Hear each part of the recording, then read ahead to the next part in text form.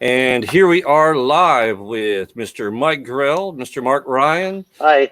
Ming Chen, Mike Zapcic. Why don't y'all go ahead? Well, I guess we'll start up at the top middle, or sorry, bottom left there. Mike, if you want to introduce yourself and talk a little bit. Sure. Hi. I'm Mike Grell, and that is not me barking in the background. Not even my dog. Yeah, I'm delighted to be here live or in the little itty bitty teeny tiny box down there in the bottom corner of your screen, or however I am. This is first time for me, so please be gentle.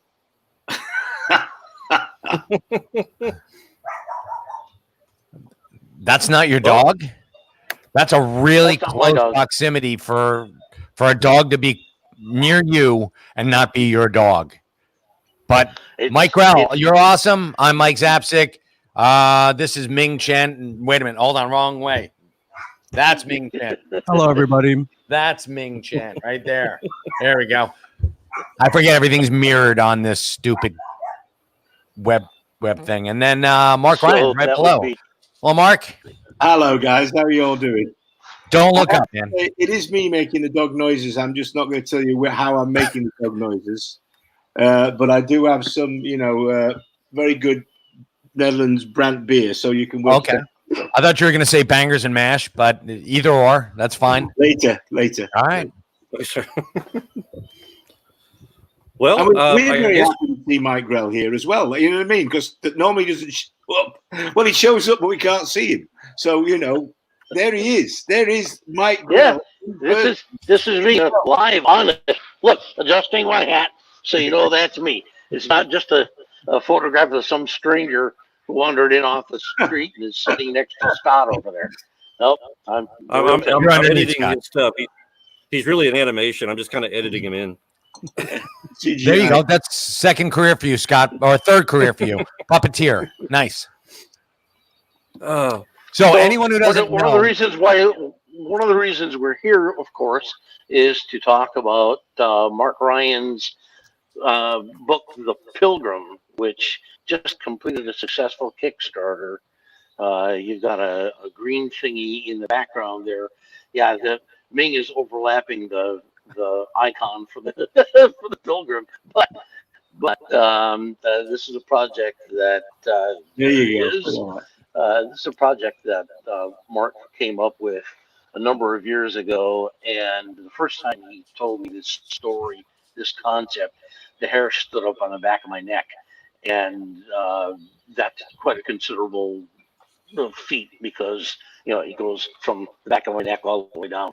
But the concept of it is just really incredible. Right away I knew that this was a project that I wanted to be involved in some way, and so we put our heads together and came up with the idea of doing a graphic novel. I got a buddy just popped in here. Jim Wisniewski says, "Hi, Mike, I'm here." Jim and I went to art school together a million years ago. He actually got a real job, and here I am doing comic books. He would work for one of the biggest ad agencies in the world for quite a while, and he's a hell of an artist. So Mark and I put our heads together and we launched The Pilgrim with Comic Mix 10 years ago. I think almost 11 now. And unfortunately, everything sort of went to hell. The economy collapsed, and the company that was publishing lost all their funding. They couldn't afford to pay us anymore, and this is not something that you do just for a hobby. So Mark wound up pulling the pin on the project, and rightly so. After we had published 2 issues, I already had the 3rd issue completely penciled and half of the inks completed when we had to cancel it out. So the upshot of that was that the Pilgrim has basically lain fallow for all these years, and now with the changes in the market, the advent of crowdfunding campaigns to get your finances in order, it was the right time to do it again. Because I got to tell you, this is a story that is so ripe for film or television or something like that. I can't see how it could possibly miss. Somewhere along the line, somebody is going to step up to the plate and go, you know what, we need to do this. And I want to be in the theater with a box of popcorn watching the premiere. So do I. And there you go. I think there are a lot of people out there that want to be in a theater watching pretty much anything right now, but especially The Pilgrim. Oh, well, Mark, how actually did you come up with the idea? I mean, what's kind of the basis and the principle behind everything? That ringing noise in the background was my art rep trying to get hold of me, probably about a commissioner. He wants his commission. He won't go away. But I'm going to ignore him as I always do. I'm sorry, dude. Now I've lost everyone. You're good. No sound. We can hear you again. We can hear you. I think the ringer took that. Bye-bye. He'll come back. Okay, he's coming back. Okay. What happened? Well, actually, the story evolved over, well, quite a long time, actually, and came from various sources. And it took me a while to put it all together because there were so many different facets to it, if you like, that I and even though I knew some of the background and personally knew some of the people, I was kind of like, well, how did this work? How did this all come together? And finally, I managed to piece it together from the Second World War right up to the present day. And in fact, I actually ended up finding one of the secret locations for where one of the characters, Kim Seymour, who is a real historical figure and was in the Magical Psychic War during the Second World War against the Nazis, I managed to find out where he was actually buried. And out of just respect for what they'd done, I wanted to just go and pay my respects to the grave. And I won't go. There's so many weird things about this whole story, but by accident, I found out roughly where he was buried. And I went to visit the graveyard in London where I thought he was. And there was a little Irish lady behind the desk of the grave registrations desk. And I said, look, I'm looking for somebody who I believe is buried here called Kim Seymour, Charles Kim Seymour. And she gave me a very strange look. And she said, are you a member of the family? And I went, I'm not. No, I'm writing a graphic novel about part of what he did during the Second World War. And 43, died in 43. She went, I can't really tell you where he is unless you're a member of the family. If you're a member of the family, I said, well, I'd be curious. Could you please point me in the right direction? So she went off and she pulled out this big dusty book with all of these registrations in it. And she flipped through it. And she said, oh, he's in so. I said, can I see that? She went, you're not a member of the family. I'm not supposed to show it to you. I said, I just want to see it. I don't want to do anything. I just want to see what it says. So I looked at it, and sure enough, he was registered as being in the grave, but the grave wasn't in his name. It was in a woman's name. And the woman had literally written her address for the owner of the grave 3 times and literally redacted it out of the grave registration memory. She'd actually blacked it all out. And I could see Edinburgh, I could see there's one in Charing Cross, but I couldn't see. She'd literally, and I went, this is getting even more weird. So I went to the plot, saw the plot, went, thanks, Kim Seymour, thanks for all your help, inspiration, blah, blah, blah, and what you did during the Second World War. I went back to the grave registration and said, I thanked the lady and said, I really, really thank you for that. I said, she still got the book out. And she was looking at it, she said, so what's the story? And I said, well, he died in 1943. He was the unsung hero of the real psychic magical warfare effort that Churchill ordered against the Nazis. And they really did do this. Now, it was probably a misdirection ploy because they were trying to hide the fact that we were reading their radio traffic. But they knew that Himmler and the SS were so very deeply involved in the occult. They thought, well, we'll use this as a ploy. So they got some of the best magicians in the UK, Aleister Crowley, Christine Campbell Thompson, all these people together to wage psychic magical warfare against the Nazis. And the Nazis were doing the same thing, by the way. They had psychics who were trying to locate Mussolini's secret hiding place, all kinds of stuff. So they believed in it. And so the Churchill got these guys, his own organization called the London Controlling Section, to do this. And Seymour died in the middle of one of these seances, going into the crystal, which I use in the comic book. In his own writings, he said he went into the crystal, and they had a crystal that they used to project this, whatever they were doing, with Christine Campbell Thompson usually, and they went in and they apparently were trying to magically attack the Nazis. The Nazis sent things the opposite way.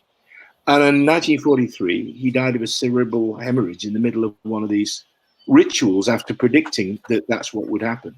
And the trees in his estate in Ireland actually bloomed as a warning that he was probably going to die, and he died. And so to keep it secret that the Nazis didn't know that he'd actually died, they buried him secretly in an unmarked grave in London under a woman's name. And I told this woman this story, and I said, I'd love to look at the book again. I looked at the book, and she said, what do you think? I told her, she went, oh, so he was really a hero, an unsung hero of all this. I said, yeah, he was. I said, can I have a copy of that? She went, oh, you're not a member. I went, go on. I said, nobody's going to know. I'm the only person that nobody's ever going to see it. So I actually have a copy of that grave registration, which proves everything I'm telling to you right now about what they did with Kim Seymour. And I will never, ever give it up. We kind of use it as part of the background in the Pilgrim story. But that is one thread that created this whole thing that Mike is so brilliantly, if you just look at that image that Mike has drawn of the icon, you just stick it up for a second, that is your pure Mike Grell visual arts genius, where in one icon, everybody knows what that icon means. And that's the artistic genius of Mr. Mike Grell. There you go. Look at that. That is so iconic and so memorable as a simple icon for this thing. And that's your Mike Grell. There you go. Mark, my takeaway from this is, I appreciate that. My takeaway from this is, if I work for Graves Registration in England, to not trust you for 2 minutes. For a minute and a half. No, not even. I haven't told you where it is, though, have I? I haven't told you where it is, and you would be down. He hasn't told me where it is either. Well, he has not told me where it is. Fair enough. You're to the letter of the law. I love it. Yeah, it also proves that persistence definitely works. And I love your passion for this project. And I'm looking at Kickstarter right now. You guys blew past whatever you guys were asking for. Yeah, I think it was 15,000, and you got another 25% on top of that. Well, don't forget, right as we started this, and again, I'll just clear this up so there's a record of this, so you guys can hear this from me. Yes, we planned this last year. We started this whole process, Mike and I, September, maybe? I think, October last year. So the fact that one of the main MacGuffins is a virus, a weaponized virus, which is released. I've had people go to me, no, you're just cashing in. You're just jumping on this. We're not. we planned this last year. And by the time we launched the Kickstarter, literally, we were, a week into the Kickstarter, Mike? And then, boom, that's when the whole thing blew up. And to be honest with you, at one point, I was going, oh, God, obviously somebody does not want this story to ever see the light of day. Because the last time we did it, we had that situation. Now we've got this. But thank God, or whoever's listening, the fans rallied round and pushed it over the limit and then some. So, Cool. Well, also, remember, you were 10 years ahead on your prediction of this as well. That the concept of the virus was part and parcel of the original concept 10 years ago. Well, the mad thing about that was when I was working for the military, let's put it that way. As you know, they tabletop exercise just about every contingency. I can tell you right now that somewhere in the world they were mapping this outbreak right now and planning what the contingency plan should be. That absolutely happened in the UK and it happened in the United States. And we did a tabletop exercise regarding Ebola in North Africa. I was involved with it, and I was one of the team that was assessing the situation to see how we would react and what we could do. And bizarrely, one of the things that happened was, as I was looking at it, they threw into this. We didn't know they were going to throw Ebola into it, but they threw Ebola into the mix and said, we have an outbreak. It's coming across the border. We're supposed to be a NATO peacekeeping team. And so we were balancing what was going to go on. And I went to the boss and I said, we closed the border. We have testing stations. Those that look like they are going to that side and they sit there for 2 weeks while we can get to them. Then the ones that look like they're okay, they can go there in quarantine, but they have to sit there for 2 weeks. The ones that, we're not quite sure about, we split them up into like 3 different groups. You got the ones we know, the ones we're not sure, and the ones that we have to wait to see. And they said, how would you then contain it across the border? I said, you close the border and you authorized a lethal force order. And if that doesn't scare people into going through the testing stations, then you're going to have to, make people know that you cannot cross the border illegally. You have to go through the testing station. And I got one of the bosses came down who then ripped me a new one saying, you can't do that. And I went, if we don't, thousands of people are going to die. So you have to have a testing station. You have to have isolation. We have to do this. Otherwise, we all go, possibly, and everything else goes. So which way do you want to go? So, but I got told off for it. And the guy came back down later on, the end of the exercise, and we'd actually managed to contain it, had it controlled. We had the medical people were taking care of people that had it, blah, blah, blah, blah. So that is the other thing that is inherent within the story, is about dealing with an outbreak of in this version, it's a weaponized type of Ebola, which is air trafficable. It can go through the air. So that's why it's so dangerous and deadly. Well, guys, also, we're also joined by a few other members of the Pilgrim crew. Steve Scott's in here. And then also Jeff Messer. Hey, Jeff. And there's Steve. Can they hear us? Are they just typing stuff? They can hear you, but they're in the chat room. Like, let's see, we got. I can pull up. Let's see, when Jeff. Let's see, he hopped in. He says, "Nice to see Mike live." I'm glad he didn't say alive. So, and the dog, but yeah, they can hear you. They can hear you just fine. Okay. He says, "Great seeing Mark and Mike in here with Mike Zapcic and Ming." Yeah, Jeff and I met at Dragon Con last year. I was walking around with Ross Marquand from Walking Dead, and we bumped into Jeff. And I just asked him, I was like, "Wait a minute, was I sober?" It's like, "No, it's Dragon Con. No one's sober." No. I don't think you're sober now, Ming. So I no. All right, good deal. It's gone 7 o'clock. The sun is below the yardarm here, so I'm probably the only person that's allowed to, partake of a glass of the Vino Colapso Molto Grande. So, oh, don't get me started. It's afternoon. Yeah, it's Sunday. It doesn't matter. I'm gonna mow the lawn later. Yeah. So anyway, I talked to Mike about it. Mike said we should try and do this as a graphic novel. And I know it's going to sound weird, but a lot of the visions that I had in my head, I had no idea how to do it. It was actually Mike that actually went, "Oh, I can make this look like it actually makes any sense to people because it's convoluted." As you can see, because he's such a brilliant visual, conceptual person, as well as being, one of the top guys who's not a bad archer and can throw knives and axes and everything else. He's a bloody good artist and one of the best in the business. And a legend. See, there's an image from the pencil pieces. Yeah, this was a concept drawing. I think you're showing the pencil version right there, and then we handed this off to Steve Scott, who turned it into a brilliant inking job incredible. I'm so glad I didn't have to ink that damn thing. You take a look at all the little details in the background with the storm clouds and everything else. It's one thing when you're doing it in graphite and just get it all over your fingers and smudge it in the background. And to hell with the poor guy who's got to come in and put ink to it. But Steve did a brilliant job. There's another image of his, that he just completed.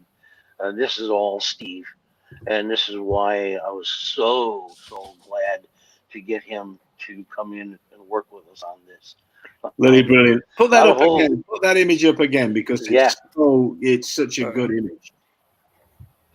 Can we do that? Oh, there you go. Steve, Look at that. That is brilliant. Really brilliant, Steve. And it captures one of the elements in the comic that we wanted to get, which was this whole group psyche thing where they collectively create this. They think they've created this entity called the Pilgrim, which is the character coming out of the group there. They think they've created that, but it isn't. It's something that was they created during the Second World War and has latched on to the main character's psyche. So he's kind of got this parasitical entity attached to his psyche, but they think they've created it, and it's part of the story. He did a great job. And by the way, we all want Belstaff jackets because he's got my Belstaff jacket on. We're going to give a quick plug out to Belstaff because we should all have those jackets, including everybody. We should. I need a 68 fat. Should have had that as one of your tiers on the Kickstarter for $5,000. You get one of the nice jackets. Yeah, there you go. It would just about pay for it too. Yeah, they're not 5,000, but a leather Belstaff is like $1,200-$1,500. I have no idea, but mine's not. It's waxed cotton because I knew it was going to get rained on a lot in Ireland, so it's actually waxed. There you go. But they're nice. They're nice piece of stuff to wear. But anyway, so cheers, Steve. Yeah, actually a lot of people are commenting, talking about this. It's a gorgeous image. Chris Wetterman, the artwork's excellent. And Jeff came in and said it's been a dream team working with. Said talk about how Mike personally picked Steve to help with the art. So yeah, Steve, take some credit, please. He really truly deserves a lot of credit on this. Like I said, that piece that he inked over me was just incredibly complex, and it was a little rough around the edges, but he managed to pull that off. And even though I've known Steve for some time and have always admired his artwork, I was surprised at how well that came off. Kudos to you, mate. Well done. Well done. All right. Well, before all this, you actually Mike, I know you even had a different Kickstarter, and that went over super well. With Maggie, is there still Maggie the cat? There's still ways to get a hold of some of those books as well. Oh yeah, the Maggie Kickstarter ran very successfully. We completed the delivery on all the premiums for our backers, and once the country gets opened back up again, and Diamond is sending books out, we'll be using them for wide distribution. We are going to be running another Kickstarter toward fall, actually toward summer, to fund the second issue in Maggie. What had happened was that I have impeccable timing when it comes to just being exactly off the mark. Like, for instance, when I launched Shaman's Tears with Image Comics back in the 90s, we launched at almost the exact moment that the industry was collapsing around our ears. At that point, comics had gone from, when I first began in comic books, we were selling in the low to mid 30s your break-even point, 30,000 copies, and that rose to in excess of 3 million copies for the big Spider-Man titles and Death Superman and stuff like that. But it grew exponentially over a period of years when the collectibles market started up. But then somebody got the harebrained idea that they would start packaging comic books in plastic bags with toys and trading cards and everything else. So the book is only a collectible if you never open the bag. So you never read the book, so you never have any vested interest in it. And what happened was that people were speculating wildly, hoping that the value of their comics would triple or quadruple, or put their kids through college. Right, exactly. And the first time some guy walked into a comic shop with a stack of something that he wanted to sell back for more than he paid for it, the owner probably reached down under his counter and pulled out a long box and said, "Kid, I got all you want for a quarter of a piece." and that, or a baseball that bat. that crashing sound was the comic industry caving in. And I published the first issue of Shaman Steers. We sold something like 575,000 copies. Second issue was 250,000. Third issue was 80,000. By the time I finished the 13-issue run on that, I discovered to my dismay that I had been losing $4,000 a month. Wow. I tried to change horses in midstream with Maggie the cat, and that was actually before I found out what the finances were truly looking like, and that was a harsh wake up. And I can't afford a $4,000 a month hobby. If I'm going to spend $4,000 a month on just playing around and having fun, it's probably going to be in Las Vegas, something like that. Yeah, it's not going to be sitting at home at my drawing board working 20 hours a day. Again, not my dogs. Not your fault this time. Yeah, that's a kind of animal show. Well, it's not. Here, I'm gonna. Let's here. I'll mute him for a little bit. Okay. Just so we don't hear any abuse happening later. No, just kidding. Just let you know, our cat just went scurrying across the floor here at the sound of dogs barking. Like he was like. I know, and you're literally 1,000 miles away too, which is great. Yeah. Actually, if you look at his screen, it looks like the dog's barking into the microphone right about now. But well, Mark. Oh, hey, Levy, how you doing? With a good paw. Yeah, with one good paw. No, 3 good paws. 3 good paws. 3 good paws. There you go. Slightly, like that. But sorry. There's a whole story about that. I will let Mike Grell tell, because it ends up with Mike Grell broke my pussy or something like that. So is anybody listening to this? Is anybody going out? No, it will all make sense once Mike tells the story. Over to you, Mike. Now I have to tell the story because it's just gotten so weird. I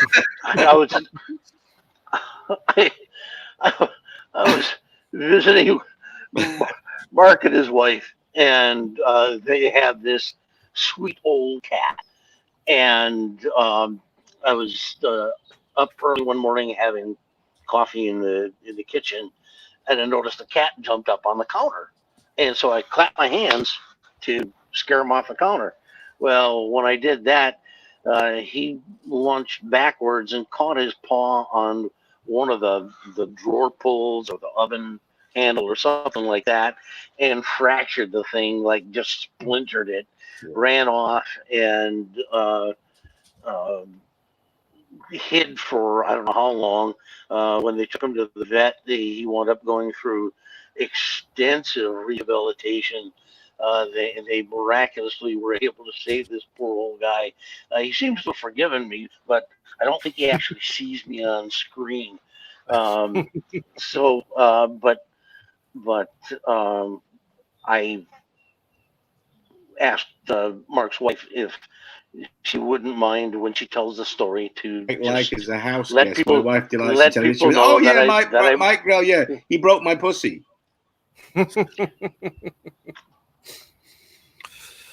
Oh, yeah, and okay. and thereby hang Did I the tail. just freeze, or did just everybody else just freeze, or did I just get shit No. down? We're all shocked. No, we're yeah, no kidding.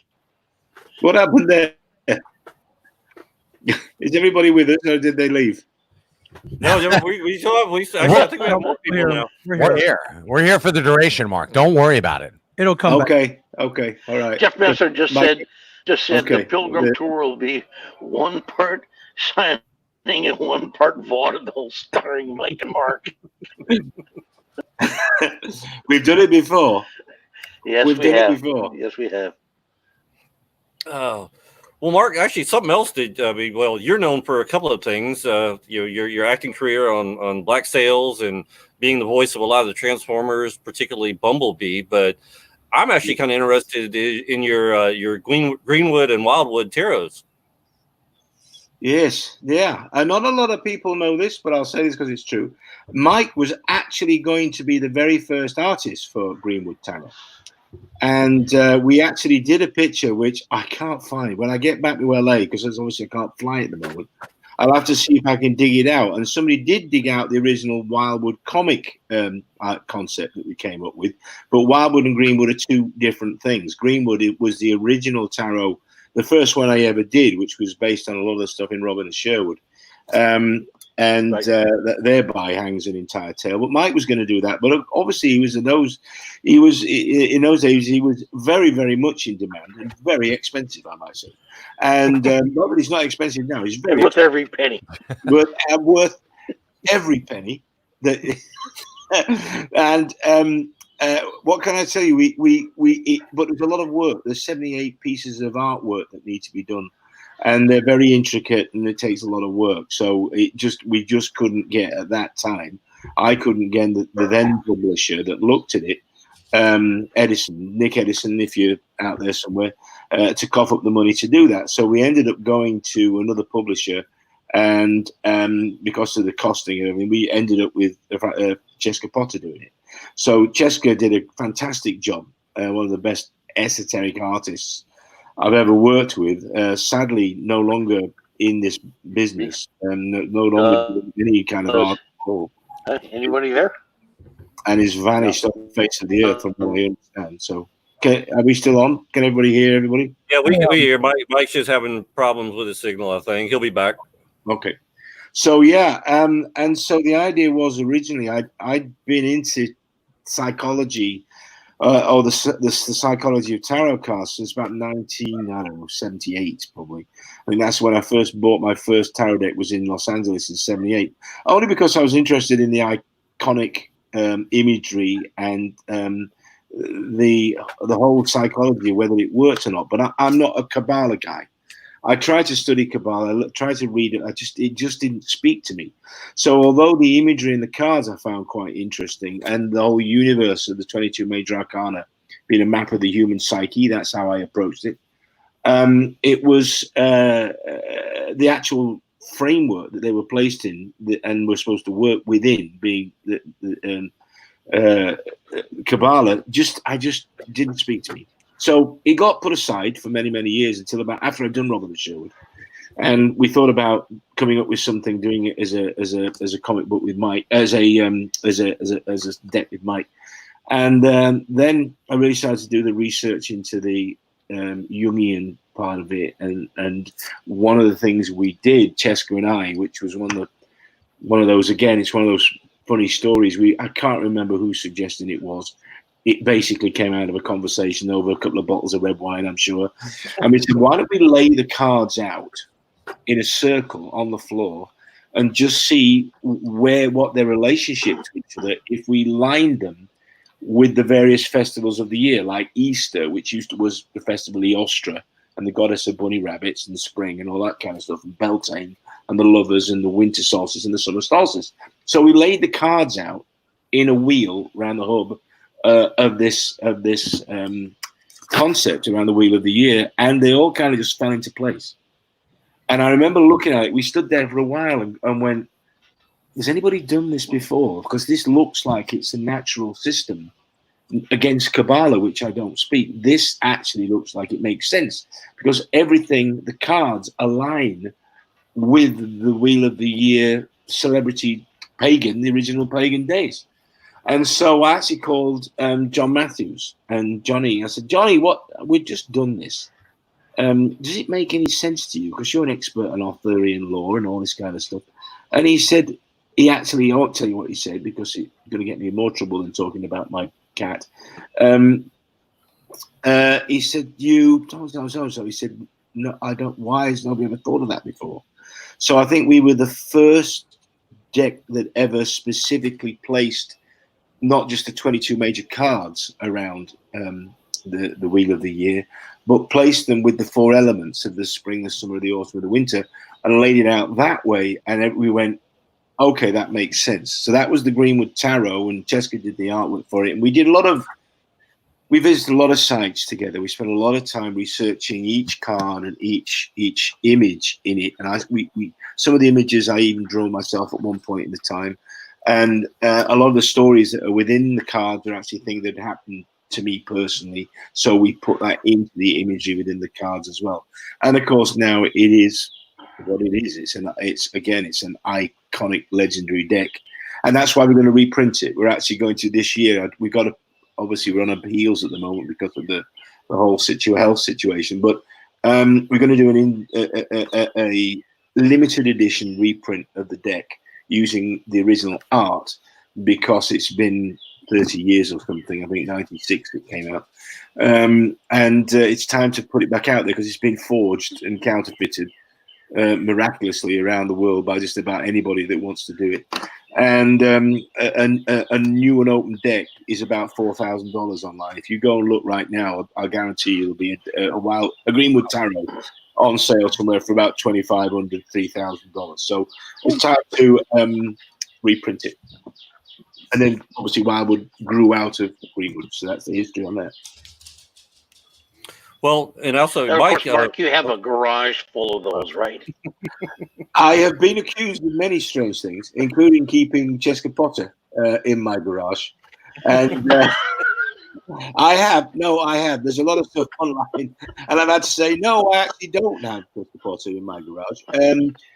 No, I've been accused of that. And I actually did some years ago. And I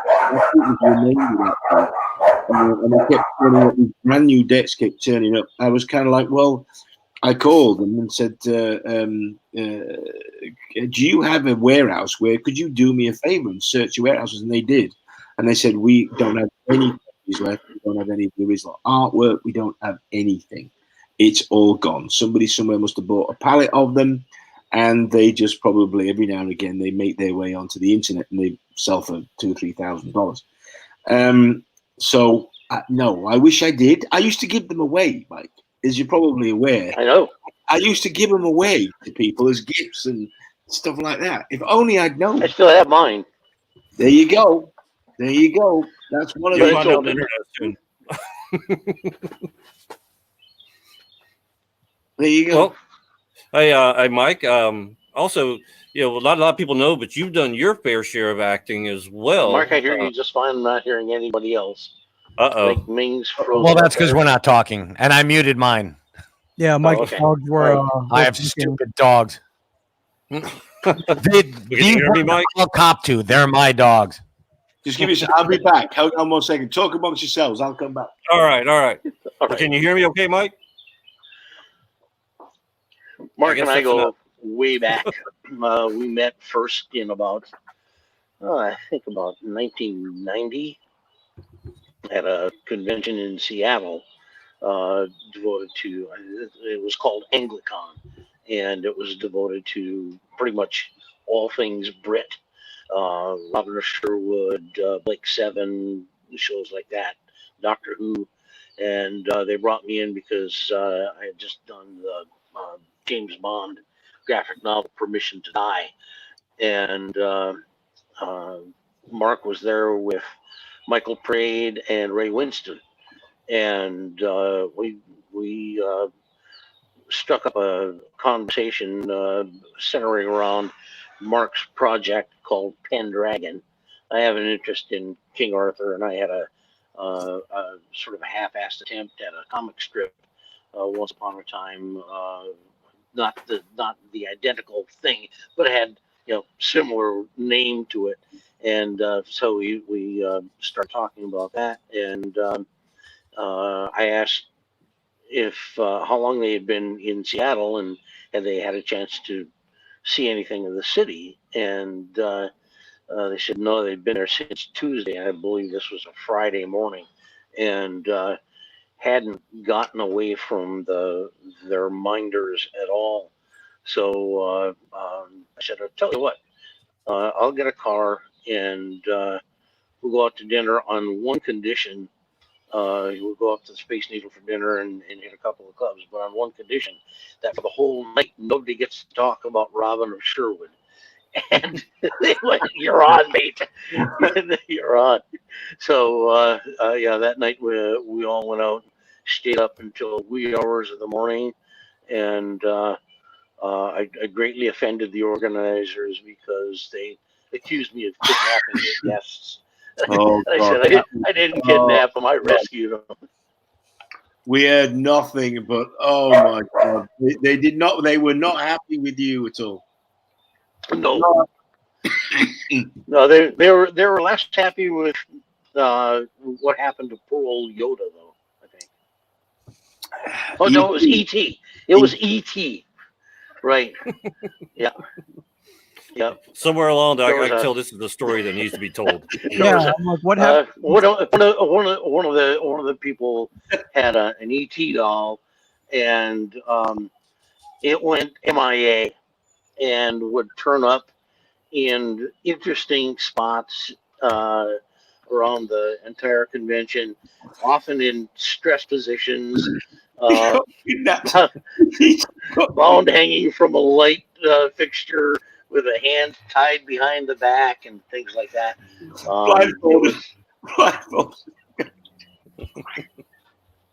Yeah, it was a Mark Ryan version of kidnapping your garden gnome. Okay.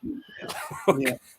And nobody knows what would show up next. That was the most interesting thing, and there were lots of photographs, right, in various places, in various locations, in bars and things like that, but usually tied to something, or hanging from something. Oh, yes. Well, Mike, you've got a couple of things coming up too. Once the statute of limitations may have expired, but I don't know. Some people grudge. I'm gonna jump out and try to jump back in because I don't think Mike can hear me.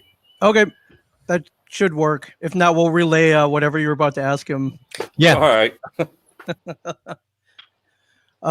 So yeah, so you guys met 30 years ago at a con, and and I guess Mark, you jumped in on Green Arrow Annual number 4.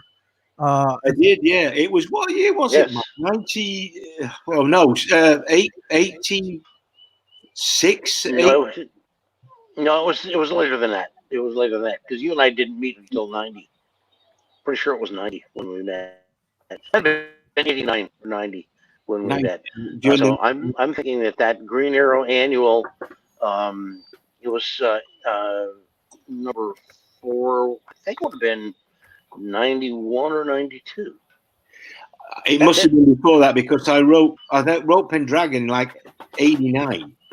So it may have been 88 or 89, but it wasn't 90 because I wrote Pendragon probably 88 or 89. So it must have been. It says 92 on there. Ming this was 92. Yeah, that was 92. Yeah. So 92. Right. Cool.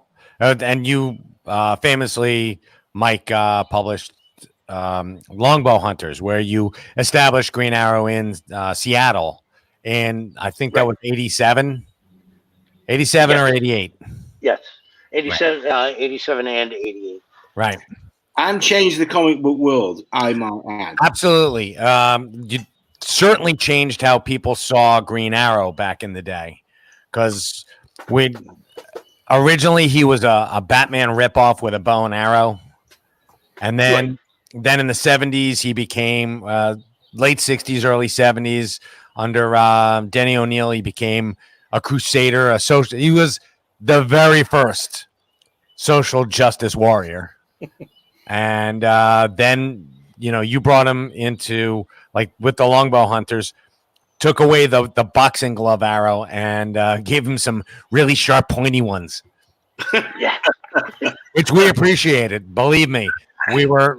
I'm not going to say we were all ready for grittier heroes, but the boxing glove arrows, that stuff was not terribly practical. The shtick stuff. The really stupid one was the lock picker arrow. Of That course. had to be spinning just exactly right and enter the lock with enough force that it would spin and open it. Right, and the handcuff and the boomerang arrow. I still not picking arrow. I'm still pretty good with that one. The boomerang arrow. Just throw a boomerang. Yeah, right. Yeah, whose bright idea was that? Right now, you're seeing the wraparound dust jacket for the Mike Grell Green Arrow Omnibus, which encompasses the Longbow Hunters and the first 50 issues of my run. It's 1,530 some odd pages long. Wow. It's not something you're going to want to read in a bathroom. Really? I mean, yeah. I would figure that probably after Taco Tuesdays, perfect reading in the bathroom. If you don't mind having your knees broken, of course. Yeah, my chapter's got 3 copies in his bathroom, just in case. Okay. And then here's another one popping up the toilet. But this is what I wanted to talk to you about, Mike. This is the Green Lantern, Green Arrow. Famously, it was the Hard Traveling Heroes when it was Neil Adams. You come along after it was 2 years or 4 years after it laid. Actually, it was. I think it might have been 4 years. I think in 4. between. Yeah. And your very first issue was 86 or 87? 87? That's right. Yeah. Don't ask me, man. All right, so let's say 80. We're going to say 87. I remember picking that up on one of the squeaky racks. And no, wait a minute. Are you saying 1987 or issue number 87? Issue 87, not 1987. Okay. So I think it might have been issue number 90. I think. Was it? Was it 90? I think. Well, dag nabbit. You might be right. 89 or 90. Ming, can you? Never mind. So let's just say you picked it up after it was in the ground. Scott over there owns a comic book shop, and he doesn't have an answer. He's absolutely silent. He'd have to run away, and I'm not going to take. I'm not risking losing you by going offline and looking it up on Google. But those are some of the. You actually introduced the concept to me at the very least of, especially for a penciler, you put Easter eggs right front and center because you had, it's true. You had Green Lantern going to Oa to pick up his new improved ring. Yep. And exactly. There was a Vulcan Green Lantern. Yep. And I'm going, oh my God, a Vulcan Green Lantern. How cool is this? And you also, and it seemed like you were drawing every comic book that entire summer for me because you're also doing the Legion of Superheroes, Superboy and the Legion. And you turned the Legion Cruiser into a Vulcan bird of prey. And this for me was, and I'm like, holy crap, this guy loves him some Star Trek, and so did I at that point. I'm like, oh, this is great. There was one story that featured I think it was in the Legion of Superheroes where it was a junkyard of spaceships, and I had everything in that junkyard. I had the Enterprise. I had the Jupiter 2 from Lost in Space. I I had the flying saucer from the day the Earth stood still. Everything that you could possibly imagine, it was all piled up in that junkyard. Um, I really enjoyed doing stuff like that, and uh, uh, quite often I'll sneak somebody's name into one of my issues. Mark has guest starred numerous times over the years. He usually winds up dying horribly just because it's so much fun to kill him off. Oh, yeah, there you go. If You Mike can, gave this to yeah. me as a wedding present, and it's one of my wife's favorite pieces of artwork. It's actually me by Mike Grell being skinned and disemboweled and taken to a hanging piece of. I don't know if you can see that, fans out there of Mike Grell. This is what he does to you if he likes you. Can you imagine what happens if he doesn't? So yeah, that's me apparently. That was a that was a spread from Shaman's Tears, a story where the creatures are living in the sewers, which we all know and actually do, and frequently eat people, um, but only if you're my friends. They have I have excellent taste in friends, or my friends taste excellent, or one of the two. But Mark is not only guest starred, he has provided inspiration for stories and characters. He's been an advisor to me on a number of projects, for which I'm truly grateful, including James Bond. He gave me inside information, for instance, on the Iranian embassy raid that I was able to use in the James Bond story.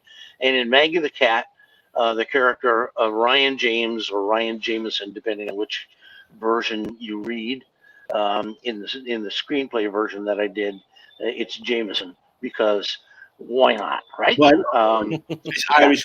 But the Ryan James character is basically Mark Ryan. He's a stage actor.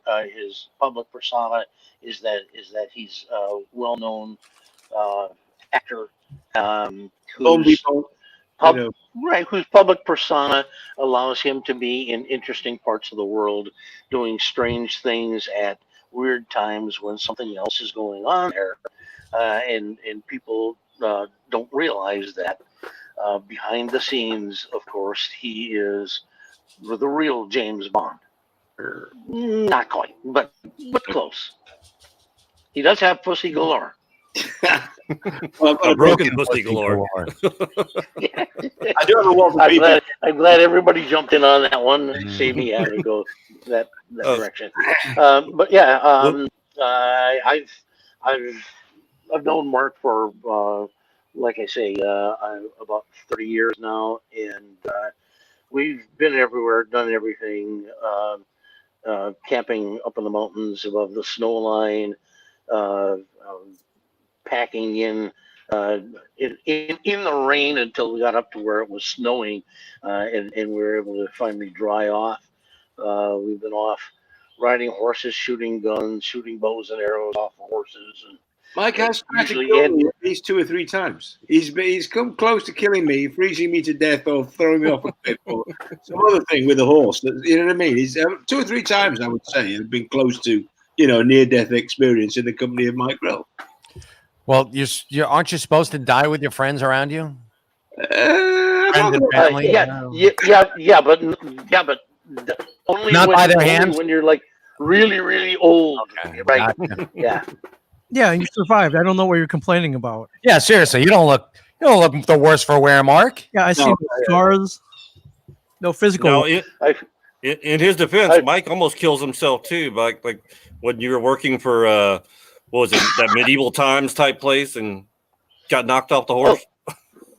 Seattle. I used to ride with a group called the Seattle Knights. We did medieval action shows, jousting, sword fighting, horseback archery, the whole 9 yards. It was very similar to medieval times, except that we didn't have an indoor venue. We performed at Renaissance fairs pretty much around the country, mostly in the Pacific Northwest. But no, I've actually never been hurt falling off a horse on purpose. Now, when it's the horse's idea, that's when you really seriously get smashed up. But you know, all of our shows were staged and choreographed. The swords we use are real steel swords.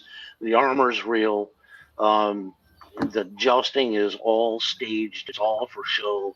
Instead of holding the lance or the shield across your body for protection, you hold it well out to the side as a target, so that your opponent strikes your shield. The audience doesn't notice this, but the idea is the opponent strikes the shield, and from there on, everything is acting. You dump all your gear and you fall off the horse, and 30 hours of training on how to joust and how to fall properly kicks in, and you just it's 90% horsemanship and 10% the rest of it. Not dying. But yeah. Well, people ask me how do you do that when you fall off a horse? I said it's easy. You just throw yourself at the ground and try not to miss. Which I actually did one day in an indoor show. I did a joust, and as I did my fall off the back of my old Frisian horse, my right foot got caught in the stirrup, and I'm falling off to the left. So I get hung upside down from the horse on his left side. And fortunately, this old horse had been through the mill. He knew what was supposed to happen and what wasn't supposed to happen. And he just stopped still and froze and said, basically, okay, something's wrong here. I had to have someone come in from the sidelines and not up my foot. One other time, what I would do is I was basically the clown, the rodeo clown, come out and get as many laughs as I could from the crowd. And I had a part of the routine is that after I got knocked off my horse, I'd climb back on, have my squire hold my horse for me. I'd climb back on backwards and have him lead me off. Well, one day the guy who was my squire was wearing a brand new full set, head to toe, German Gothic armor that was black and gold. And so he didn't look like a human at all. He looked like C-3PO. And as he's leading my horse off, I can feel the horse starting to get more and more tense. So I just said, Eric, just loosen up on the reins. And Eric, thinking that instead of give him more slack, he opened his hand and my horse turned to the left. And the next thing I know, I'm looking at this guy's eyeballs through the visor of his helmet, and they're this big. And I went, "Did you let him go?" And that was it. The horse took off on a mad run, headed back for the area where we had him tied up, and it hits this narrow opening between two pavilion tents there, and comes into a triangular roped off area where we had the horses tied and their feet was there. Comes to his tree, slides to a stop. Now, I would have jumped off, done another fall, and got another big laugh from the crowd, except my left foot and my spur got caught in my stirrup. So if I had jumped off, I would have been drugged to death. So the horse slides to a stop, spins around, and he's headed back out onto the field. And I'm thinking, this is the part where I die. And fortunately, one of our guys who was a Army Ranger, 6'7" tall, jumped into that opening and just threw his arms out to the side, closed his eyes, and waited for the impact. And the horse stopped, and they were able to get me off there safely. But yeah, it's stuff that you do, when you're young. Seems like a really good idea, but as you get older, you realize, you're about one bounce away from a walker, and it's time to leave that to the younger people. Now, Mark over there, over here, no, over there, is a world-renowned swordsman. He swings a sword better than anybody on the planet, and you can see him at work in the movie King Arthur. His work in King Arthur. You were Swordmaster, right? Yeah. With Clive Owens, King Arthur. I also be actor with sword, which is very useful if you're trying to actually teach people or get people. I've done it for other archery as well. I've taught Christian Bale archery, and I, quietly up behind the scenes, I've done all that kind of stuff, teaching Keira Knightley how to knife somebody, that kind of thing. It's all part of it. You told an amazing story about Keira Knightley getting hit with a blood cannon. That is, if you wouldn't mind it, it's just hysterical. Well, in this version that we wanted, Antoine Fuqua wanted it. If you do see this film, see Antoine Fuqua's cut of it, because the director's cut is one of those occasions where the director's cut is actually much better than the version that actually went out in the cinema. And we all knew that Antoine wanted it to be Gladiator, so we added a lot more blood and gore and stuff like that than Disney were willing to put out into their cinemas. But anyway, Keira was all up for this violence, and there'd been some discussion, because she's so small and petite and beautiful and lovely, about whether it could, work, with her being in the fights. And I actually went to her and said, look, there's some discussion with Disney about you being in the fights in the way that Antoine wants you to be. I want it to be grisly and horrible and stuff like that. Are you up for this? And of course, Gary was like, of course I'm up for this. I'm going to be, and I want to be in all the fights. So we got her in the fights, and she was excellent. And because she was so athletic and could move and roll and tuck and move so quickly, she had her fight style was like ducking and diving and stabbing people in the neck and slashing their tendons, all kinds of stuff. And we'd set up this very long run where she had like on the axis of the camera. If you can imagine this, she's running towards the camera, and she's got like about 4 guys in front of her. So she's ducking and stabbing and moving. And the last guy was about 9 feet tall, big Saxon guy. And we're going, how is she going to kill this guy? So I said, she ducks, and she literally crawls up the front of him, goes up the front of his woolly thing, and is stabbing him as they fall towards the camera. So you can imagine this, they're crashing towards the camera. So we've got all the cameras on an axis, and we've set it all up, and finally the guys put, and it's called a mortar, and basically it's a plastic tube where the blood with a hit is fired out pneumatically. So I said to her, whatever you do, when you hit the last guy, don't look down, because there's a mortar right there. Look up, because it'll go off past your face and all that kind of stuff. So we did a master shot where she literally is running, ducking and diving. She kills 2 or 3 guys. She finally gets to the last guy. She runs at this guy. She literally climbs up this guy, and she's stabbing him as they're falling towards the camera. And as they're falling towards the camera, she couldn't help it. She literally's got hold of him by his arm and stuff like that. And so they fall backwards, and she literally is looking down at his face as they come down.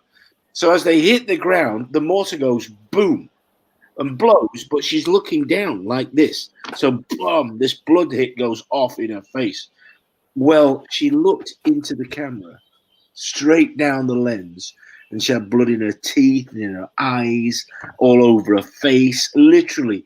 And she had these white eyes, because obviously the shock of this thing going bang, she was covered in blood, looking straight down the bottle of the camera. And Antoine Fuqua and I were looking at this, and we kind of looked at each other and went, oh God.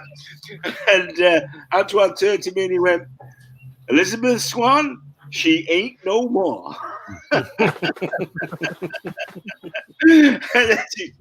Absolutely brilliant. And they cut it out of the film. Oh, Why? They cut it. They cut it out of the theatrical release. Yeah. I'm pretty sure it's in the director's cut part. And the Mark Pretty Ryan sure it's cut. in there. So the Mark. In my There you head. go. Yeah. Well, Mark. Somebody, Bill Lyons, asking, what do you think? Speaking of swords and stuff, what do you think Mike's sword design in Warlord? Oh, I don't think too much of the first two myself. For starters, see this one is actually fairly practical. It's a hand and a half, or not quite a Schweihander, but it's a bit more practical for actual usage. Yeah, that one and that one. If you go back to the 2-page spread, there you go. If you can, try to point to it, the sword that his friend Makowski is holding in his left hand goes vertical right behind the warlord's back.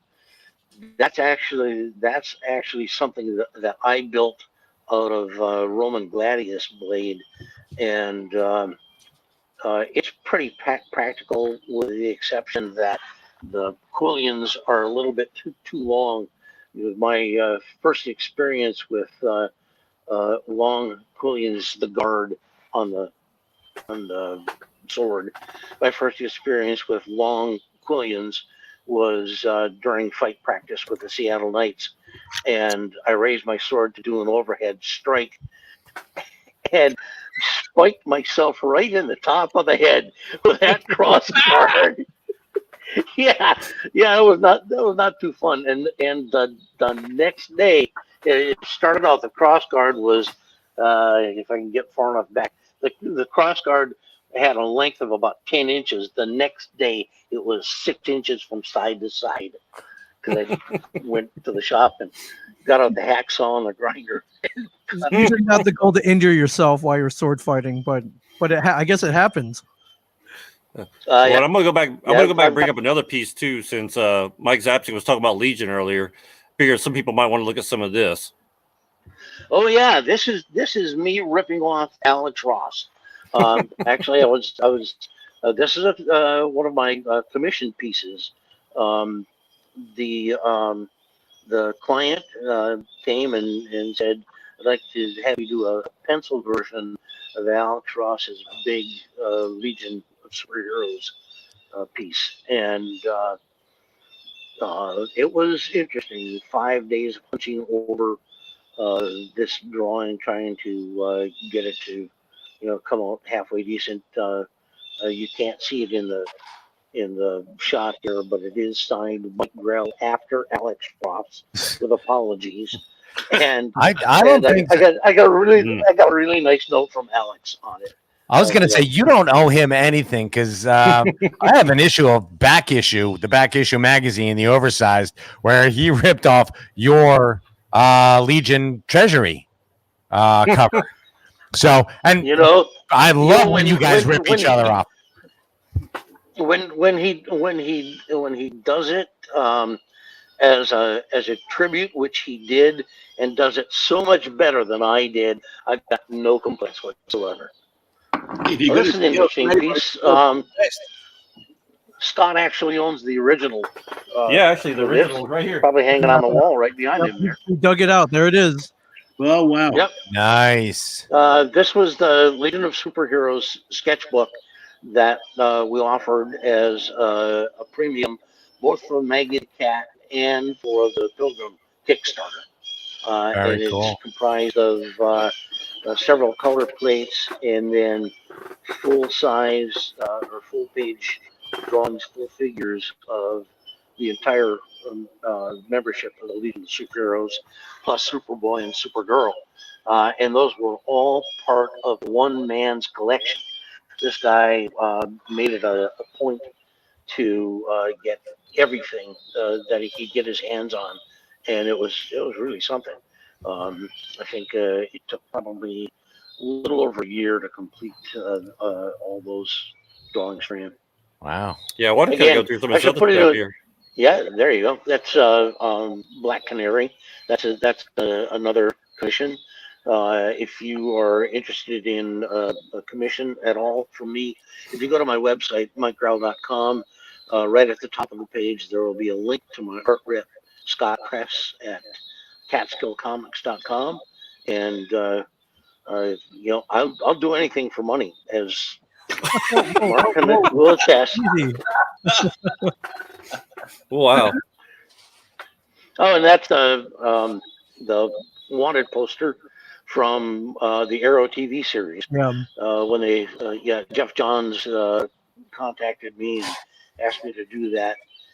They hadn't finalized the look of the costume yet.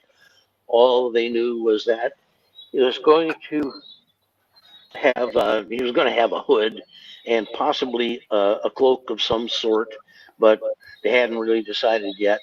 So when I found out it was Stephen Amell who was starring, I got out some reference photographs and I did 3 versions of it, and they picked the one that looked the least amount like him. I didn't understand that at all until I saw the episode and discovered that it's supposed to be his own description of himself to the police sketch artist. So he's not really likely to say, "Hey, the guy was 6'1" 3/4 inches tall, wore a size 13C shoe, and had a little herringbone right over here in the corner of his mouth." That wouldn't exactly be good. Oh, and this was a fun one. If you take a look, that doesn't say Superman versus Muhammad Ali. It says Superboy versus Muhammad Ali. And that's Ali in his Olympic uniform, and several people in the crowd that if you go to my website, there's a larger picture of this available, but in the bottom right-hand corner are the client and his wife, and I think you have one more shot of this and you'll see who it is. Can you find that second one, Scott? Yeah, let me pull it up real quick. Yeah, the other photograph. Anthony Scaramucci. Wow. No lie. Wow, how did that happen? Turns out he's a big Legion of Superheroes fan. That's exactly how that happened. He contacted me through my website. I put him in contact with Scott Kress, and we worked out the arrangements. And in fact, I'm doing another one for him pretty much as we speak. Oh, that's funny. Well, Mike, James Watson's asking, First Comics is a big part of the independent publisher explosion in the 80s. Can you talk any about the demise of First Comics? I was not around for the demise, but I saw the handwriting on the wall. When they began under Mike Gold's guidance as editor, the creators got paid handsomely, got a royalty on all sales of the books, which had never happened before. And as Mike went on to bigger and better things, things happened within the company where I wasn't getting paid. At one point, I had to withhold a book that I had inked, and I refused to send it in until they paid me the back pay royalties that they owed me. And I took the entire issue, penciled ink lettered, into my attorney's office, and we got on the line with the publisher and the attorney for First Comics. And the publisher said, "Well, how do we know this thing is even done?" And my attorney said, "As an officer of the court, I am telling you that I am holding the complete book in my hands right now, and I'm going to count the pages. And she did, one by one. And this is before video chat. This is a billion years ago when telephones operated by hand crank practically. And hey, don't laugh. My grandfather had a hand crank telephone, and I used to talk on that when I was a kid. Number, please. I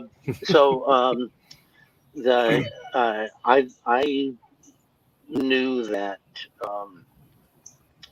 if I withdrew from writing Sable, that writing and drawing Sable, that the book wouldn't last, and I had a contract with them that gave First Comics 10 years of publishing rights, unless they ceased publication, in which case all the rights would revert to me after a 3-year period from the time that they ceased publication. And so I stepped back out, and 3 years later, all the rights to Sable and Starslayer reverted back to me, and that was the end of that. And of course, in the meantime, I had gotten a phone call from Mike Gold, who had gone on to DC Comics, where he was editing, and he said, "Is there anything over here, any character that you like well enough to bury the hatchet and come back to work at DC?" And I said, I always felt that I'd done such a crappy job on Batman in the 70s that I'd love to have another crack at the character.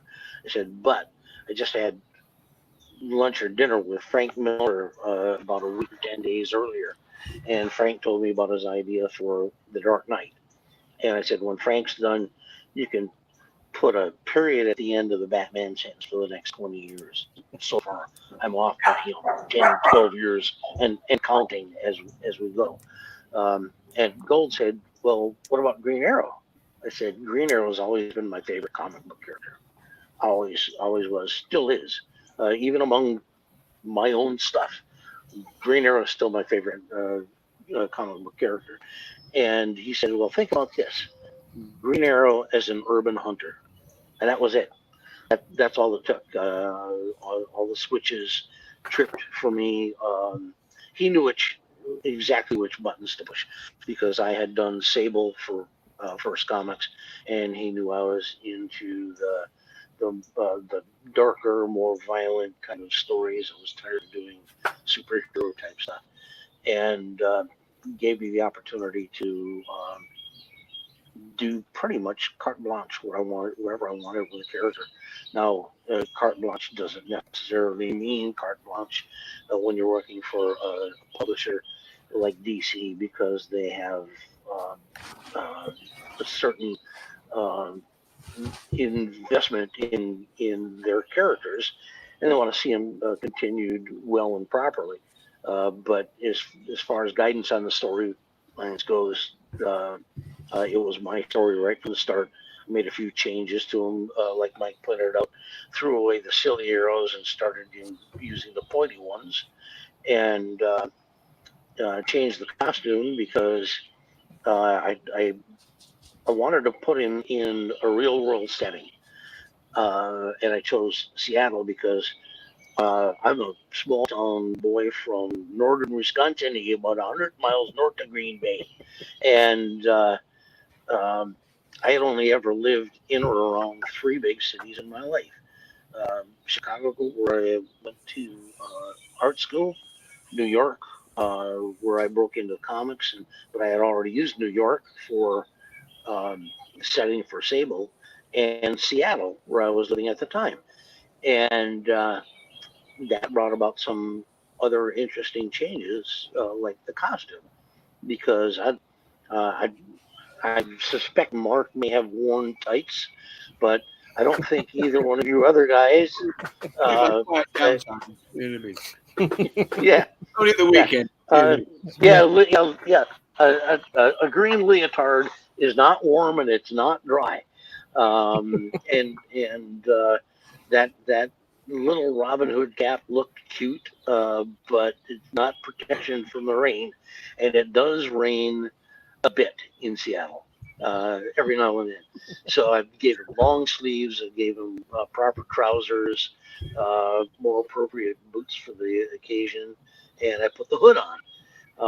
which was inspired in no small amount by Robin of Sherwood, the Hooded Man. I mean, just such a fantastic look with that character. And the other things that I did intentionally was I pushed the envelope. I wanted to change the character materially from the way Denny had treated him, where he was not just a social justice warrior, but he had an incident where he accidentally killed a guy. He goes off his nut, shaves his head, joins a monastery, swears an oath to never, ever, ever take another human life. Well, that's fine. It worked great in the context of the stories that Denny did. But those weren't the kind of stories that I wanted to write.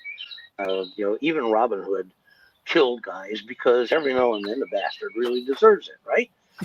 So in order to do that, I had to create a scenario. I'm talking with my hands. I'm so damned Italian.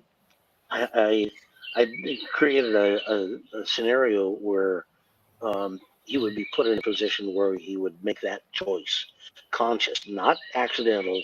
He would consciously make the choice to kill this guy, and it's because he's found Dinah Lance, the great love of his life, strung up to a forklift and beaten bloody in a warehouse, and the bad guy has got her hair in one hand and a knife in the other hand, and in that 1 second, Ollie makes the choice and he shoots him square through the heart. I had already shown that he could have shot the knife on his hand easy enough, simple for a guy like him. But he shoots the guy, kills him because he just absolutely deserved it. And that also put a dark spin on the whole character and the nature of the stories that I did from there on. Because unlike most comics where a guy gets shot in one issue and he's wandering around the next issue, jumping over buildings or cars or whatever, with no ill effects. I tried to make my stories a bit more realistic. I even gave him a birthday, and I made him a year older every year, and that was because it's my sort of quiet protest against Julie Schwartz's statement.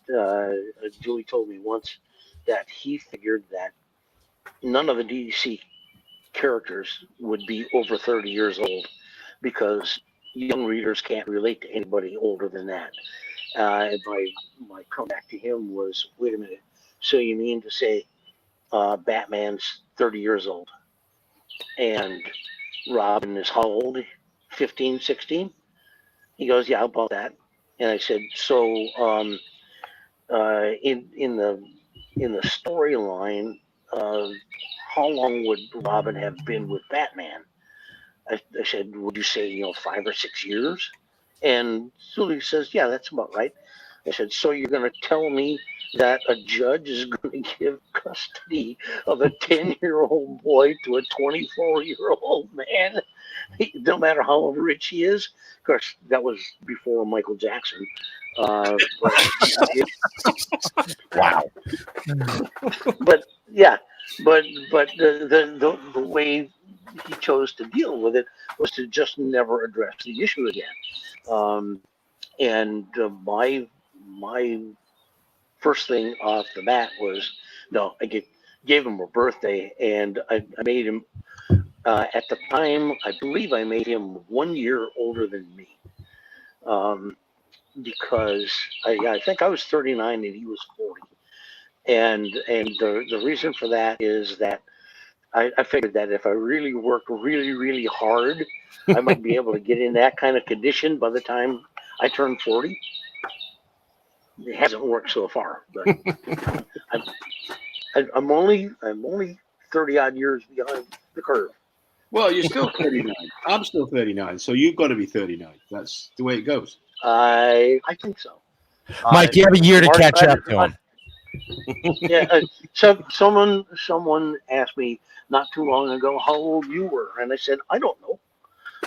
All I know is that with all my friends, Scott, you're the same. to me, you haven't aged at all or changed at all. I have a tendency to freeze people in whatever age they were when I met them, and that's how I always perceive them. And anyway, age is only a number. It only applies to you if you let it. So I've got a question, Mike, which I didn't know, which you just said something, and I didn't think about this, but you just said something which I never didn't know. So Robin, we started shooting Robin in 83, 84, 85. So did you base sort of the costume for Green Arrow on the Michael Praed Robin of Sherwood, the hood? The idea of the hood came from that. I had seen I think Season of the Wolf. Time of the Wolf. Excuse me? Time of the Wolf? Yeah, sorry about that. Okay, yeah, don't worry. I all run into right. One long thing to me. Right. So. I think I had seen that either just before I moved to Seattle or right about the same time I moved to Seattle. Was that Jason or was that Michael? Yeah. Wait a minute. I don't remember. No, it would have. Okay. I saw the first. It was on videotape, so it would have been the first two episodes together, and then I saw later on the second season with Jason where they made the transition. Yeah, and so it was that was fairly fresh in my brain, and the reason that I kept the color designs the same as they were in the 1970s comics was that every comic book is somebody's first comic. So if you're going to make a major change to the character, you can't have him suddenly wearing purple, right? You have to keep certain things the same. I kept the light and dark green costume patterns the same in the first episode of Longbow Hunters. There's a scene where he is wearing the Robin Hood cap, but then the cap goes away, and eventually over my run, the mask went away because you're not going to fool anybody just because you can't see the little white patches around. Right? If I guarantee you, if Donald Trump covers up those little white bags around his eyes, but he does. Someone is still going to recognize him. He's still got little white bags around his eyes. We still recognize him. Yeah. So I didn't know that. I am going to tell all the Robin of Sherwood people that is, that's another of the Rod legend that has survived. It just made so much sense to me. I had been to England once at that time, and my experience was a little on the drizzly side. And so the concept that Robin Hood or that Green Arrow would be running around in Seattle. It just made sense that he would have something more protective that he could wear. In my original concept, I had it where the hood itself became like a rain cape that would go down over the shoulders, and then when he would pull it up, it would put the bag over his head. If it's credit where credit is due. Certainly, because the imagery of Robin of Sherwood was so powerful. I mean, just pretty amazing. And the Robins, you had a lot of problems with that hood, let me tell you, because the first one that Michael had was that floppy leather one. And whenever you put it back, of course, all the weight went that way. So the thing going up like this. So fixed to his costume so that it wouldn't actually end up round his chin. But it did look great. It was Michael's look for that first season was a fantastic look. Great look. But I didn't know that he kind of adopted it, which is great. I have attempted to shoot an arrow with a hood, and yeah, the string tends to catch on the hood, and the arrow goes any which way but where you want it to. Guys, just so you know, Mark is no mean archer himself. I'll tell you, his list of accomplishments includes shooting an apple off a guy's head with with a bow and arrow, not a crossbow, an actual bow. Yeah, crazy. That'll end well. Crazy man. He did have a helm on. He did have a helm, and he had a shield which he held in front of him. And I must have had a couple of ciders, and I think that all I remember kept saying to him was, "Whatever you do, don't look up with the helmet. Just keep your eyes down, because if you look up, it could deflect and go into the, And he did. He kept it down, and I just clipped the top of the apple, and I think it wobbled and fell off. But Well, I just got a text message from somebody. We might have to get a little reunion going on. Apparently, both Mike Zapcic, Ming, and Mike have been there before, but I think I just got an official invite from Mark to go to Pensacon. Nice. All right. Well deserved. Oh, outstanding. What's Pensacon? Yeah, well, let's hope it's Pensacola. I'll let them describe what it is. Yeah, it's right cheek by jowl with Biloxi, Mississippi, where Scott has his show. It's close to New Orleans, so they draw from all those different areas. But it's a really good, well-run show. If we ever get back to the point where we can open up again, is there drinking involved? That's the only. Is there alcohol? There is a lot of drinking involved. I'm going to make a prediction right now and say yes. I can confirm this. Yes, there's cider. There's a great bourbon bar there. Yeah, you'll have a great time, Mark. Okay. Like, I've watched many people get drunk, so you'll love it. Okay, and a friend of ours owns a brewery. Actually, you and Ming actually have that in common. Mike was the first one had a beer named after him there, and then Ming was right afterwards. I'm in good company then for sure. Yeah, we had Mike. Mike was it Grillo Grog? Yep. And then Ming had his Chinter of the Universe. Yes. Good name, clever name. But yeah, sounds to me like Mike, a buddy of ours who owns the Pensacon, Mike Inslee. He just messaged me saying we need to get Mark Ryan down here. Oh Christ! Oh God! Okay, all right. Hey, as long as Gully and I can do it together, because we keep each other entertained as we're joking about how what people don't understand about conventions, and I love conventions. I have to say, I actually genuinely believe. And I've said this before publicly, and I don't mind saying it here. I believe fan conventions are actually a social safety valve. That people get to dress up for the weekend and go and get drunk and just go mingle with people and just be somebody else. And you've got accountants and all kinds of people. And they can be anything you like, for the weekend. And so I think the convention scene is a very healthy social steam valve, and so I've always had a good time at conventions. And what they don't understand is that people go to conventions, they think they've come to look at us, right, and go, ooh, like looking at creatures in a zoo. No, it's for us to look at you and go, oh my God, look at that. Oh, wow, look at that. It's for me to go, wow, have you ever seen anything like that before? Have you smelled anything like that before? No, you had to go down that route, didn't you? Are you kidding me, Mark? Of course I did. Have you smelled those? I'm kidding. I was on a Star Trek cruise once with some of the boys from various shows, including Babylon 5. We all ended up getting drunk on the boat because there's nowhere to go on a boat when you've got 700 Star Trek friends.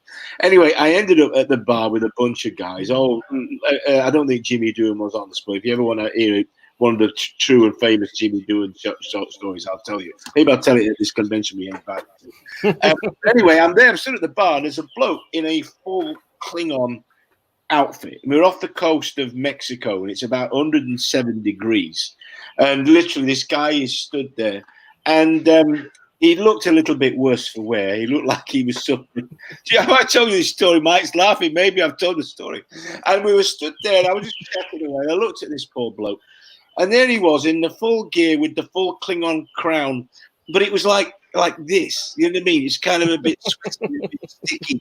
So it sort of peeled off and was on one side of his head. So he had the crown thing on, but it was all looked a bit, you know, gooey, drippy.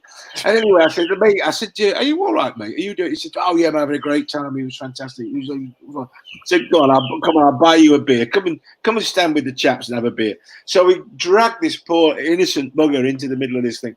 And I said, all right, I've got to ask you. You seem like a very intelligent man. He was very well spoken. He said, what are you doing here? What's your thing? He said, well, Star Trek gave me my career. And I was thinking, oh, he's in show business or something. He works in the film business. I mean, that natural. Oh, what a costume. He said, no. He said, I'm a nuclear physicist. I went, what? He said, no, I'm a professor of nuclear physics at MIT. And I said, how the bloody hell? What the hell? He said, as a kid, I grew up wanting to understand warp drive and could you build a warp drive, a antimatter engines? He said, I was obsessed with that. And that's what I studied. And then I became, this is what I do for a living. I teach quantum physics at MIT. So you can never knock anybody, even with this going on, because they could actually be quite smart and intelligent. And just because they're wearing a Klingon outfit and speaking Klingon, which is even stranger and weirder. I mean, that's the weirdest thing. You never know. But it's a social valve for people to mingle and come and be somebody else for the weekend. It's a great, I think, cons are one of the best things about what we do in our business anyway. I'm going to forever think of that as the Klingon comb over now. The Klingon comb over, there it was.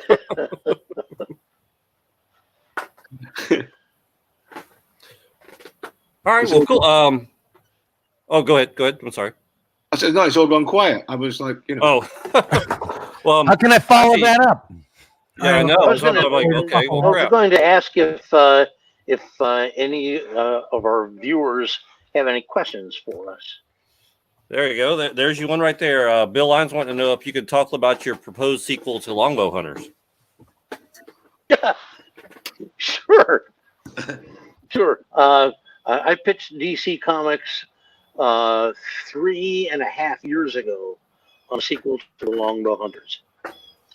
Basically picking up Ollie and Dinah where I left them off.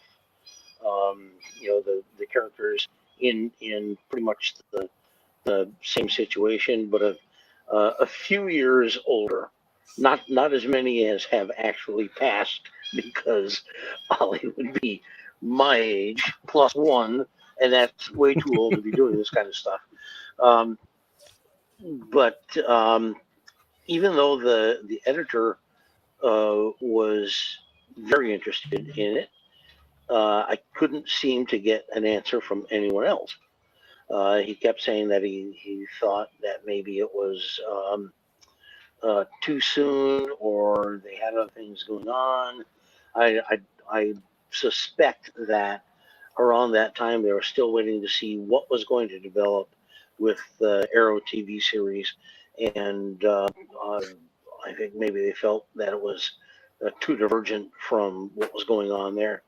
So at any rate, time went by, and at one point, it seemed like it was going to happen, and then nothing.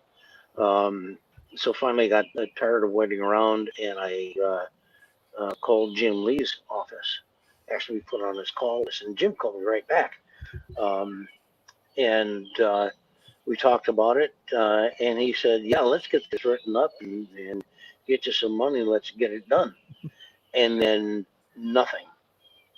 Absolutely nothing. And another 8 months went by, and decided to hell with it, and I launched the Maggie the Cat Kickstarter. Because if it takes that long to get approvals on a book, it's just not worth waiting around. You kill all of your time, and all your creativity goes down the drain by the time you're finished. So relaunching Maggie the Cat was the way to go. Back in the good old days, when I was your age, we used to be able to. Actually, you used to be able to walk into an editor's office, give him a pitch, and if he liked it, he'd walk down the hallway and come back 5 minutes later with a yes or a no. I mean, that's how it was done. When I got the Green Lantern, Green Arrow assignment, I happened to be in the office the day Denny made the announcement that he was going to resurrect the title. I went straight to his office and said, "Who do I have to kill?" And he said, "If you want it that bad, put the gun down and the job's yours." And so the idea that it would take so long to get a project approved, for one that already had a built-in track record of being phenomenally successful for the company, it just seemed asinine to me. It's unfortunate, but it's the corporate world.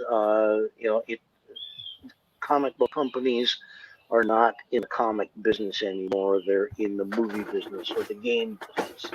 They're all looking at corporate and looking for that pat on the head from corporate, and so they're afraid to make decisions on their own. And that's really unfortunate, because once you get projects that are created by committee, the quality just drops like a rock. If you ask me today, who do you have to talk to in order to get something done? Look in a mirror. Do it yourself. That's the best way to do it. Okay. I wouldn't bet any money at all on one of the corporates coming through. I see we have a question here from Ruth Sutherland. She and her husband Darren have Warlord Worlds devoted to, guess what? The Warlord. Your question is DC ever going to collect the Warlord? Along with Green Lantern, Green Arrow Omnibus and Mike Grell's Green Arrow Omnibus, they have been talking about adding on the Warlord somewhere near the end of the year. But no, that was before this whole current situation in the world happened. So it may be a while down the road, but hopefully, yes. All right, very cool. Let's see what else we've got here. Just another question. Just the fact that they're actually working on it is that's a good sign. So the Warlord needs to be out there for sure. Well, they've kind of resurrected him pretty recently. He's been on in was it Teen Titans? Mike even did a variant cover for it, which we were showing earlier, but even had stuff on the inside. But the character itself been showing back up. Young Justice. Young Justice. Yeah, it was called Young Justice. Brian Michael Bendis got the idea that he wanted to feature the Warlord in this story, and they tapped me to do 5 pages of interior and a variant cover for it. It's the story that is told on the inside is basically a very brief recap of the Warlord, sort of to bring people back up to speed. I've been asked if that meant that DC was going to resurrect the title, and I told people the same thing I tell everybody, which is I'll probably be the last to know. Most likely. Ming, can you bring up James Watson? He's got a pretty good question here. Scott's got it. Oh, I see. I'm trying to. James Watson, many years ago. How far? Oh, there we go. All right. There we go. There it is. So, James, I said many years ago, we got a disappointing Sable TV show. A few years ago, you mentioned you liked James Caviezel as a possible Sable actor. Are there any actors, actresses you would like to see play any of your characters, like Travis Morgan or Maggie the Cat? Yeah, sure. Why not? Uh,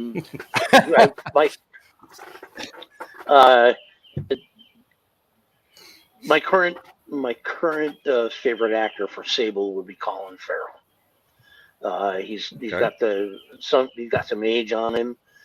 He's got the chops for it. If you've seen his movie In Bruges, it's brilliant. I mean, it's a great performance. For the Warlord, it's going to have to be some guy who looks good, mostly naked. And that's just because that's the world that he lives in. How about nobody on this top row? Yeah, I never thought about the casting for the Warlord. Really? If I were to say, any actor off the top of my head, if you could step into the Wayback Machine and just put Kirk Douglas in the role, that would be fine by me. Maggie the Cat is interesting because I have got a finished screenplay for her, and I've done so many different variations. The elements that are necessary for Maggie is that she's an American in British society, married a guy who's some half-assed British lord. He's got a title which often comes with a piece of land, which you can buy, if I'm correct. If you buy the land that has the title, you get the title. In Scotland, you can in Scotland buy a plot of land literally a foot wide, and you become the laird of some shithole. Right. You're fine. You're fine. Right. You can say shit house. So okay, right. You become a laird of the sheep pen or something. So Maggie is an American in the British society. She's an outsider. That's the only thing that's critical when you're talking about casting. Now, if I could have dream casting, oh my lord. Let's see. Man, I would want her to be in her mid to late 30s to early 40s. Although, there are a few actresses in their 50s who are smoking hot still. Without naming names or anything like that, I think it's the character calls for a certain maturity and at the same time a certain athleticism. So if you can find some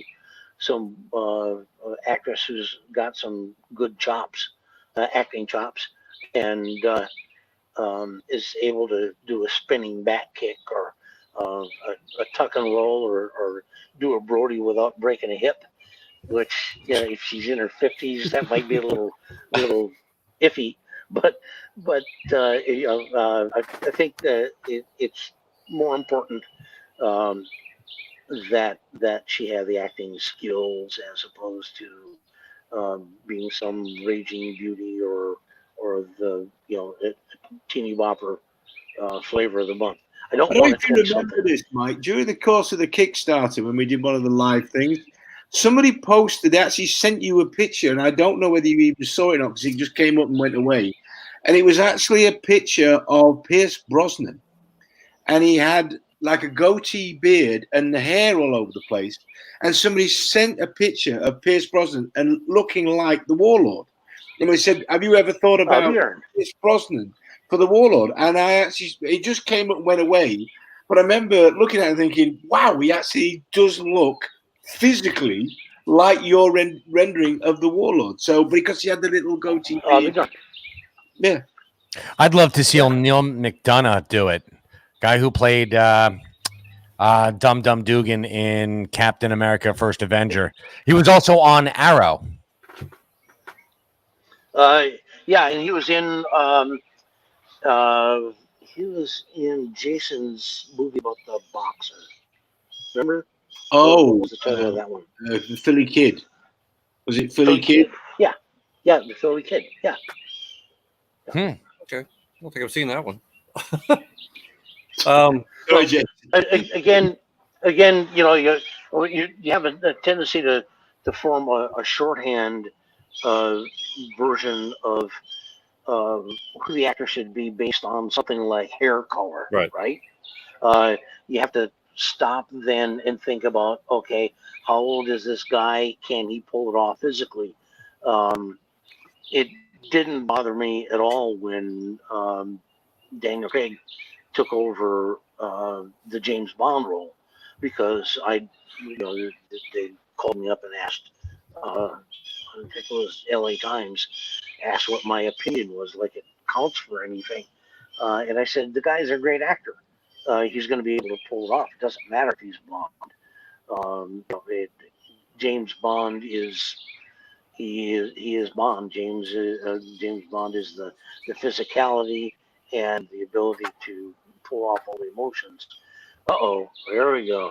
Jack Messer. Wasn't Pierce Brosnan's name circulated for Sable around the time Gene Simmons was looking to make that movie? There were a lot of names that were bantied about, and Johnny Depp.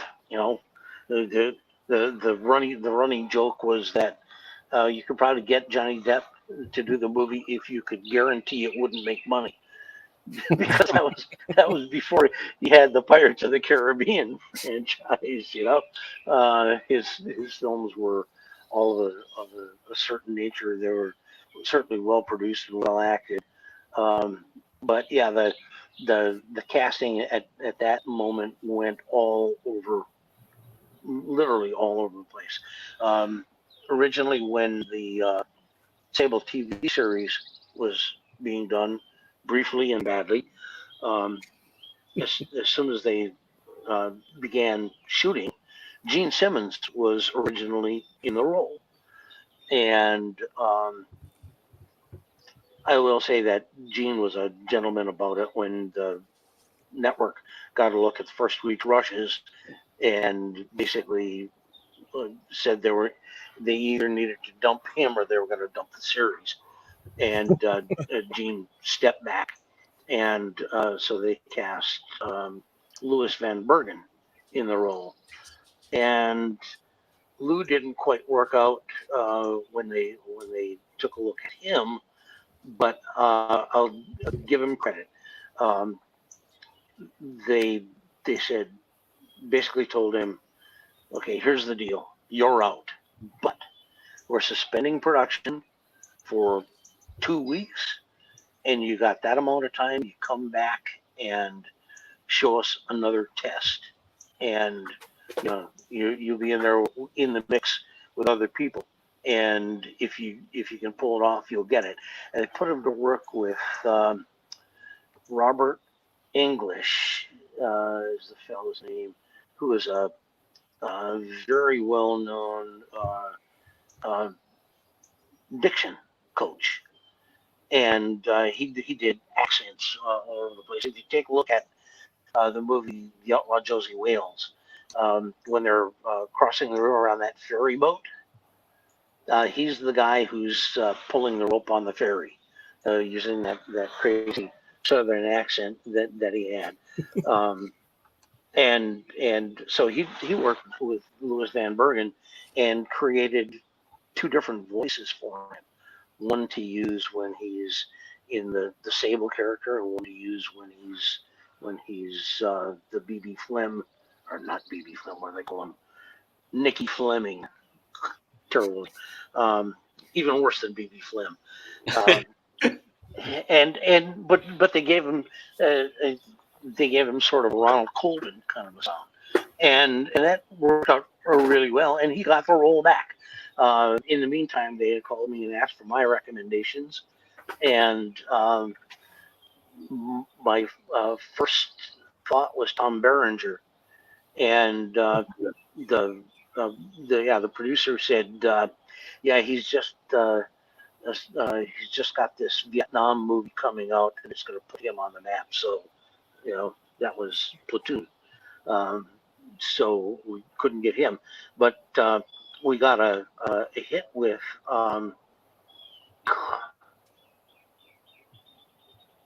Man, I am drawing a blank here. I hate this. Mark, who's the guy who started in the film about the super gun? Oh, originally was what's his name that was in House of Cards. He was in it, and then later got dragged. Played Dracula. He played Dracula. Oh, yes. I've met him. Not Langoria. What's gone? Frank Langella. Frank Langella. There you That's go. it. Yeah. I met him. Yeah. Lovely guy. So, he wouldn't let me shoot him, Frank Langella. I don't understand that. He was very upset about me pointing a loaded firearm at him. He was very upset about it. Some people. I can't imagine why. So it would make me a little nervous, but I would let you shoot an apple off my head. So at any rate, I had suggested Frank Langella, and the producer said we'll reach out to him because that looks like it would really work. And the next day, I get a phone call saying talk to Langella's agent, and we're in. So I'm like, wow, that's going to be great. And 2 hours later, we got another phone call, and it turns out that he had another agent in London who had just signed him to do Sherlock Holmes on stage, a 6-month run, and they couldn't wait. They couldn't wait for him, unfortunately. So Lou Van Bergen wound up getting the role back, but nothing could say that serious. The whole premise behind Sable is he's the opposite of Batman. No secret identity, none of this by day the mild mannered or whatever, and by night the dark Avenger. And that was my reverse on that whole character. So ABC reversed my reverse and made it exactly like Batman, only nowhere near as good. The one good thing that came out of that show was Renee Russo made her acting debut. Oh, and Laura Flynn Boyle. Oh, I had forgotten about that. Yep. Well, everybody, we are reaching right at the 2-hour mark. I know we've all been here a while. We want to save some stuff for doing this again in the future. So anybody's listening, save up your questions. We'll definitely be doing this again with Mark and Mike and Ming's permission. We'll be doing this again and bringing some more stories because I just know from personal knowledge from there's a whole lot more. We haven't touched the tip of the iceberg on this. Yeah, I haven't even asked. To wait for the statute of limitations to expire. Okay, I haven't even asked you about Detective 455, so we'll talk about that next time. Man, that's a whole nother show. I love it. Yeah, love it. But yeah, thank you both for coming on. I know, I know Scott was very excited. He's like, "Well, Mike's done this before." I'm like, "You gotta make this good." It's like, "Don't worry, Mike. We got." And it worked, and he's here, and we can see. I know. It's Mike. I know. We thought we were going to lose you permanently a couple of times, but we didn't. So that's fantastic. Mike, it was a pleasure talking to you. Mark Ryan here. Got Scott, Ming, Mike. Well, guys, thank y'all, and we'll see y'all next time. Take it easy. Bye-bye. Thanks, guys.